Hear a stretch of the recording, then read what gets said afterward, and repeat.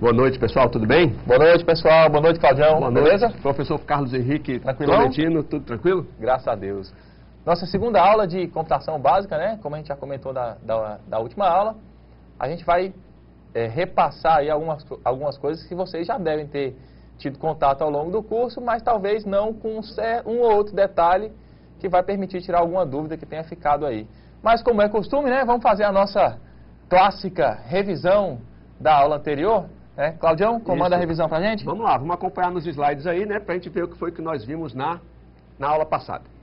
Bom, pessoal, embora a gente saiba, e a gente comentou com vocês algumas vezes na aula passada já, que essas aulas que vocês estão fazendo agora podem ser aulas, principalmente essa, né, de computação básica, pode ser uma aula chata pra caramba.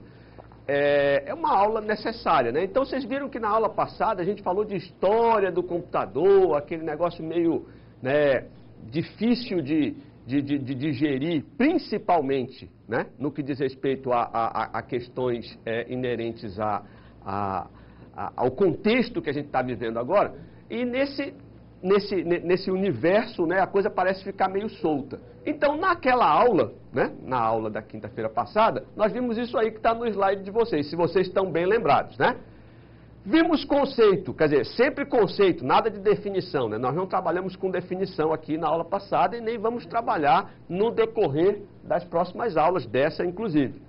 Então, nós vimos o conceito de dado, o conceito de informação, o conceito de dados analógicos, o conceito de dados digitais e, finalmente, a história dos computadores, que vocês devem ter notado que nos slides da nossa apresentação não existe, né, não existiu muito aquela questão de datas, aquela carga pesada de datas e início e fim de gerações de computadores e tudo mais, porque tem lá na apostila de vocês e cabe uma leitura rápida, né? O que precisa ter ficado ali daquela aula, ter ficado na mente de vocês, é que existem um número X de geração de computadores. E que essas gerações, basicamente, foram caracterizadas pelo hardware, ou seja, pela parte física que compõe o computador, e as suas evoluções, né? Ou seja, e isso, como o professor Carlos falou naquela oportunidade, depende basicamente, ou depende quase que unicamente, de situações físicas mesmo, né? Físicas que eu digo de observações físicas, de efeitos físicos, né? O próprio uso do silício, a descoberta de alguns outros materiais que puderam eu não consigo falar essa palavra, não consegui na aula passada e não vou conseguir hoje. Miniaturizar. Miniaturizar, muito obrigado, professor Carlos. Então, ou seja, tornar pequeno, né, cada vez mais o hardware para que hoje nós possamos ter o que temos hoje, né? Equipamentos pequenos, portáteis, móveis e tudo mais. Só que o importante, até mesmo importante para a aula de hoje, para a gente começar a observar a aula de hoje, é o seguinte: tudo que a gente falou na aula anterior vai acabar culminando na aula de hoje. E a gente vai insistir, muitas vezes, em termozinhos técnicos, entendeu?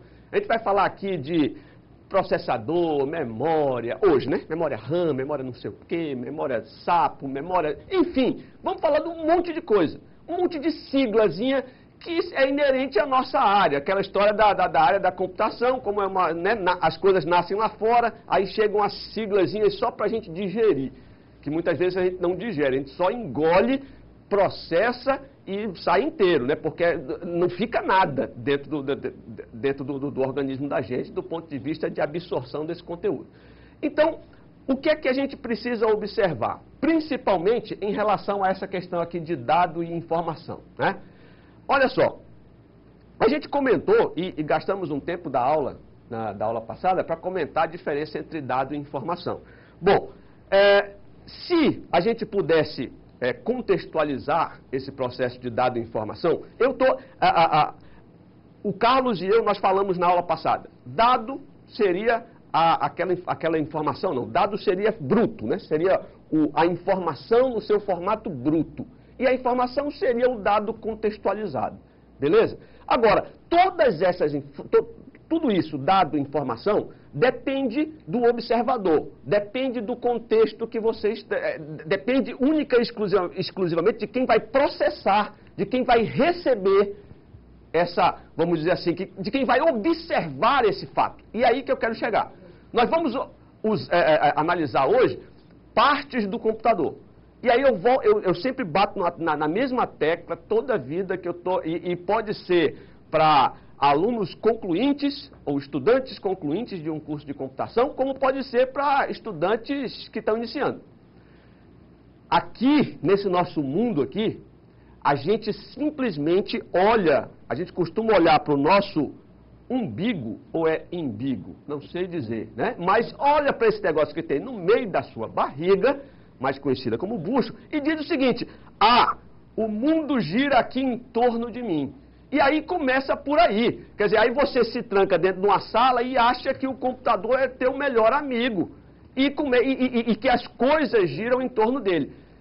Errado. Tanto errado que essa questão de... Os exemplos usados lá na aula passada de dado e informação, o professor Carlos usou um exemplo da Fórmula 1, que eu bem me lembro, e eu usei um exemplo de rede de computadores para puxar para a escovação de bit. Tá certo? Puxar para esse mundo egocêntrico nosso, né? Da informática. O que você precisa observar é o seguinte: todo dado e toda informação, seja ela contextualizada ou não, ela é gerada a partir de um fato. Você concorda que qualquer dado ou informação, qualquer que você chame do que quiser, só vai ser gerado a partir de um fato observado? Sim ou não? Não, me responda aqui no fórum, por gentileza, né, se fosse possível. Nós estamos logados no fórum para que a gente possa interagir. Mas, tente responder. Se não responder, eu vou tentar inferir algumas respostas, né? Será que é possível eu ter um dado ou uma informação sem um fato? Será que é possível? Bom, eu não sei se é possível, professor Carlos. O senhor acha que é possível? Eu acho complicado. Né? Olha, observe o seguinte, eu não sei se isso aí é possível ou não, mas, né, observe o seguinte, dentro desse contexto, você vê que eu estou deixando o câmera louco, né? Eu fui para lá, voltei, ou seja, ele está observando um fato, e é um fato inusitado, porque normalmente a gente não passa aqui por trás um do outro.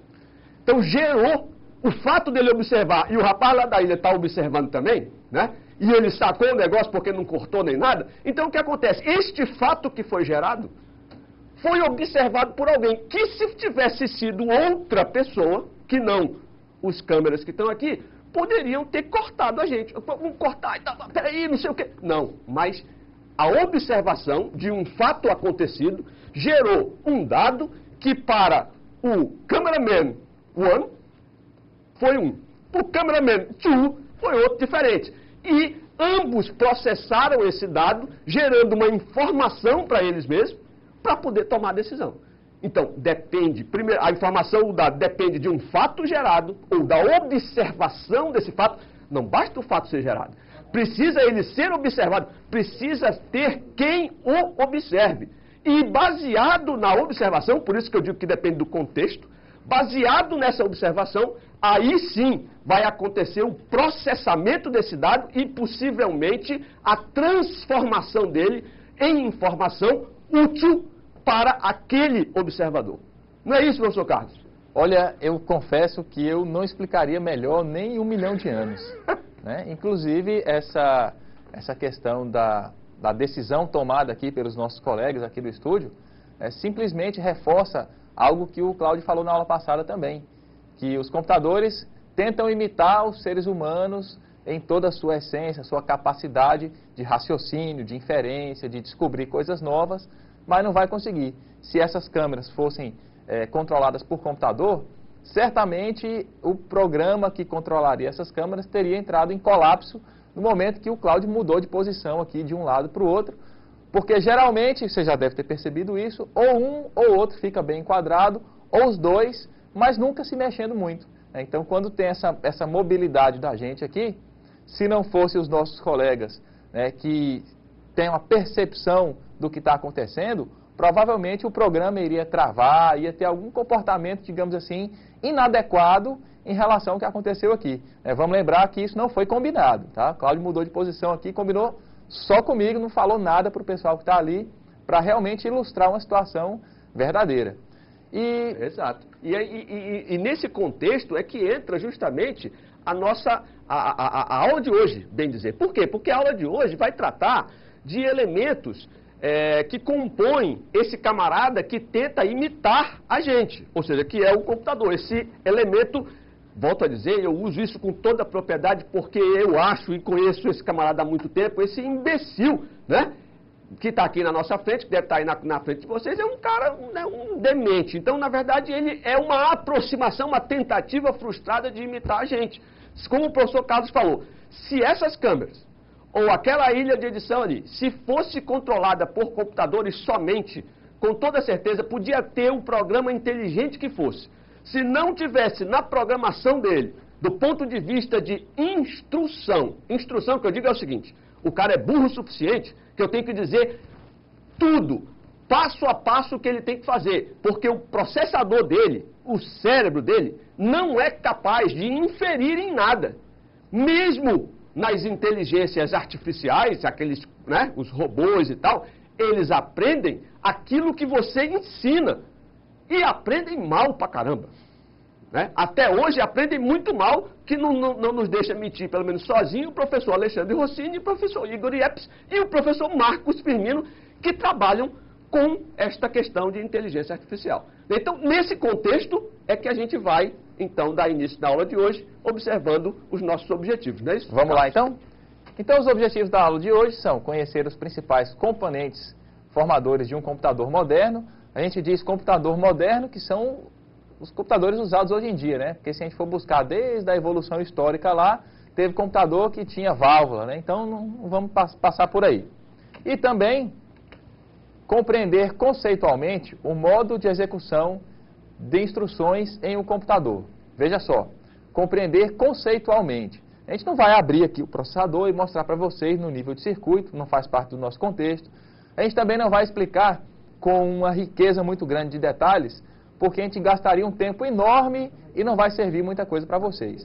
O que a gente vai tentar fazer, a partir de agora, é ilustrar, mostrar os componentes do computador, relacionando com algumas atividades que são corriqueiras nossas. Por exemplo, a questão da programação, de repente retomar algum assunto que foi visto lá em sistemas operacionais, certo? Alguma coisa desse tipo para a gente tentar contextualizar melhor essa disciplina que seria do primeiro período, mas que está sendo repassada para vocês já no período de conclusão, certo? A gente vai tentar fazer essa ponte do passado com o futuro e vice-versa, para poder deixar essa coisa mais bem contextualizada.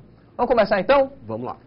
Vamos falar então sobre um negócio chamado computador segundo a máquina de von Neumann. Já ouviram falar de um tal de von Neumann? Von Neumann era um estudioso aí de 1900 e antigamente, e ele foi um cara que descobriu, ele propôs uma organização de um computador composto por alguns elementos. Uma central de processamento, dispositivos de entrada, saída e dispositivos de memória. Qual foi a revolução que essa proposta do von Neumann